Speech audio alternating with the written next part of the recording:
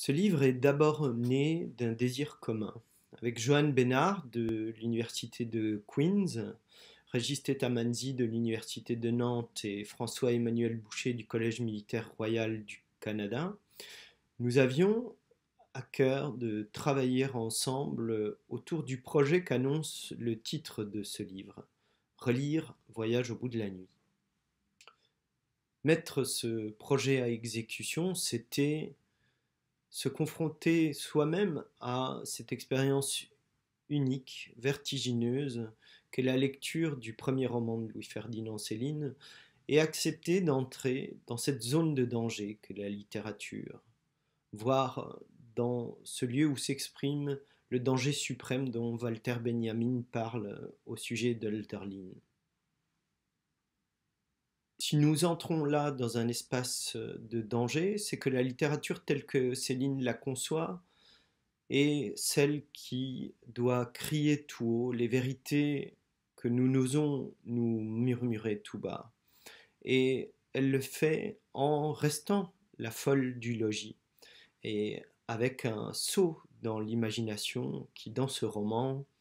fait de la nuit un espace peuplé de fantômes, du chaos une fête et qui envisage l'enfer comme un espace d'exploration où l'on trouve parfois des âmes d'élite. Ces vérités indicibles, ce saut dans l'imaginaire, le premier roman de Céline ne les formule pas dans une langue de convention, mais dans une fiction d'oralité qui a fait le premier scandale Céline, celui d'une langue unique, reconnaissable parmi toutes, qui avait frappé les esprits en 1932, et en particulier l'intelligentsia de gauche, qui voyait dans ce roman le grand roman sur la misère du XXe siècle. Et c'est cette même langue qui a fondé une tradition d'agrammaticalité littéraire dans laquelle se sont reconnus tant d'écrivains du côté américain, comme Henry Miller, du côté français, comme chez Genet, et également dans la littérature subsaharienne, comme chez Amadou Kourouma, Alain Membrancou ou Patrice Ngagang. Nous avons donc tous écrit dans cet ouvrage collectif en cherchant à restituer quelque chose du plaisir premier que l'on éprouve à la lecture du roman de Céline, et si notre ouvrage incite le lecteur à retourner au texte de Céline lui-même directement, eh bien je crois que sa fonction première sera remplie. Il reste que relire Voyage au bout de la nuit en 2022 demeure une entreprise périlleuse. Afin d'éviter de tomber dans le piège de la condamnation ou de la réhabilitation de l'auteur, c'est un seul et même piège, nous avons dans ce volume adopté un parti pris littéraire qui consiste en ceci: reposer, à nouveau frais, la question du premier scandale Céline, celui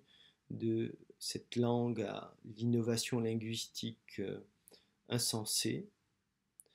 et d'un point de vue si particulier sur la société française et sur l'histoire du 1er et 20e siècle dans son ensemble.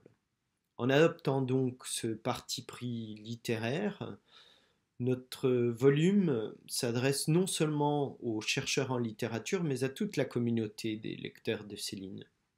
Elle met à leur disposition une bibliographie exhaustive et à jour de toutes les études qui ont été menées sur ce seul voyage au bout de la nuit. Notre volume rassemble par ailleurs une douzaine d'analyses. Une première partie d'entre elles est menée dans une perspective génétique et examine donc les différentes variations qu'a connues le manuscrit de Voyage au bout de la nuit avant sa publication.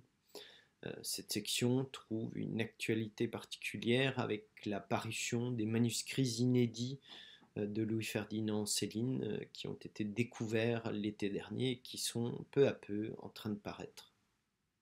D'autres analyses examinent la richesse thématique de ce roman, en posant par exemple la question de la représentation des femmes dans le premier roman de Céline, ou bien celle de l'hygiénisme.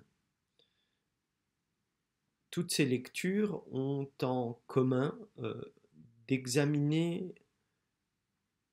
la présence au monde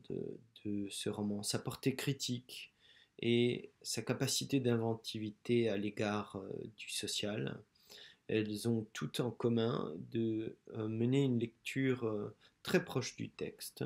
et donc d'en restituer la richesse linguistique et l'inventivité. Dans un souci de cerner l'influence de ce roman sur le champ littéraire contemporain, nous avons également sollicité des lecteurs de Céline qui ne sont pas seulement des chercheurs, mais également des créateurs qui ont publié des romans, des essais et d'autres textes d'ordre créatif. On pourra y trouver l'esquisse d'une étude de la filiation de Céline et plus particulièrement de son héritage, de l'héritage de Voyage au bout de la nuit chez les écrivains québécois, héritage qui s'étend bien au-delà de l'œuvre de Régent Ducharme et qui touche le corpus contemporain également.